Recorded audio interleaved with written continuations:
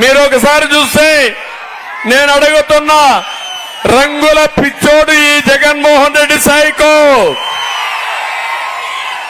3,000 కోట్ల రూపాయలు ఖర్చు పెట్టాడు రంగులేసుకోవడానికి. ఇప్పుడు మీరు ఒక పని చేయాలి, సైకోకు రంగేసి శాశ్వతంగా ఇంటికి పంపిస్తారా అని అడుగుతున్నా. మీరు చూస్తే బడికి, గుడికి, చెట్టుకి, పుట్టకు కూడా రంగులు వేసాడు. ఎప్పుడన్నా చూసారా ఇలాంటి వాళ్ళు మీరు? ఇంకో పక్క ఆయనకు అడ్వైజర్స్ కింద 100 మందిని పెట్టి 700 కోట్లు వాళ్ళకప్పచెప్పాడు. ఇంకో పక్క సాక్షి పేపర్కి 1000 కోట్లు ఇచ్చాడు అడ్వర్టైజ్మెంట్ల కింద. నేను అడుగుతున్నా ఇక్కడుండే వాళ్ళందరినీ, నమస్తే అండి. ఇది వ్యాపారం గురించి కాదు, ఓటు గురించి. ఎన్నికల్లో ఓటు వేయడం మన హక్కు మాత్రమే కాదు, కర్తవ్యం. ఎంతో మంది మహా నేతలు శ్రమించి ప్రాణత్యాగం చేసి ఈ అవకాశాన్ని మనకిప్పించారు. అందరూ ఓటు వేద్దాం, ఎందుకంటే ఓటు హక్కు ఊరికే రాదు. నా ఓటు ఎవరికో తెలుసా? అది సీక్రెట్ అండి. రాయలసీమ సాగునీటికి ఖర్చు పెట్టారా తమ్ముళ్ళు అని అడుగుతున్నా, త్రాగునీటికి ఖర్చు పెట్టారా అని అడుగుతున్నా, గుక్కడి నీళ్లు మీకు ఇచ్చారా అని అడుగుతున్నా, వీళ్ళ అవసరం మనకుందా అని మిమ్మల్ని అడుగుతున్నా. గట్టిగా చప్పట్లు కొట్టి చెప్పండి, వీళ్ళ అవసరం లేదని. తమ్ముళ్ళు ఇప్పుడు కొత్తగా ఇంకోటి చేశారు, జ్ఞాపకం ఉందా మీకు? మీ పట్టాదారు పాసు పుస్తకం పైన ఎవరి ఫోటో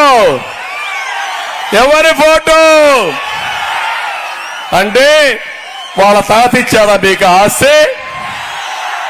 మీ నాన్న ఇచ్చాడు, అవునా కాదా? మీ తాత ఇచ్చాడు, అవునా కాదా? మీ తాత ఇచ్చిన ఆస్తి పైన ఆయన ఫోటో వేసుకుంటారా మీరు?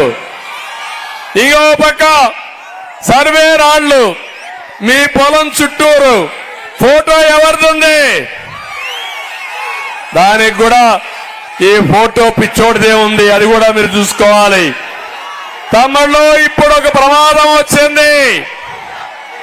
మీ భూములన్నీ జగన్మోహన్ రెడ్డి పేరుతో రాసుకుంటున్నాడు. తమ్ముడు దించమా, జెండా దించి వెనకాన కనపడాలి, వెనకాన కనపడాలి. తమ్ముడు జెండా దించాలి, జెండా దించండి. ఇప్పుడు మీరు చూస్తే ఇది చాలా ప్రమాదకరమైన విషయం. బ్రిటిష్ వాళ్ళ పీరియడ్ నుంచి మనకు పక్కాగా భూమి రికార్డ్స్ ఉన్నాయా లేదా అని మిమ్మల్ని అడుగుతున్నా. 10-1 ఉంది, అడంగల్ ఉంది, పట్టాదారు పాస్బుక్ ఉంది, ఉన్నాయా లేదా? రేపు రాబోయేలు ఏవి ఉండవు, అన్ని ఆన్లైన్ లో పెట్టేస్తాడంట. జగన్మోహన్ రెడ్డి మీ నెంబర్ మారిస్తే మీ జాతకాలు మారిపోతాయి.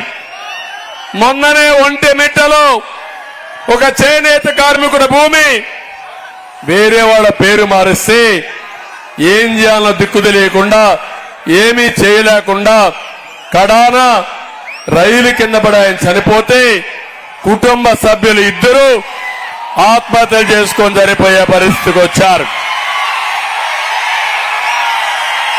నేను అందుకే మిమ్మల్ని అందరినీ ఒకటే కోరుతున్నా, ఈరోజు మీ భూమి కొట్టేయడానికి ఈ సైకో ప్రణాళికలు తయారు చేసుకున్నాడు.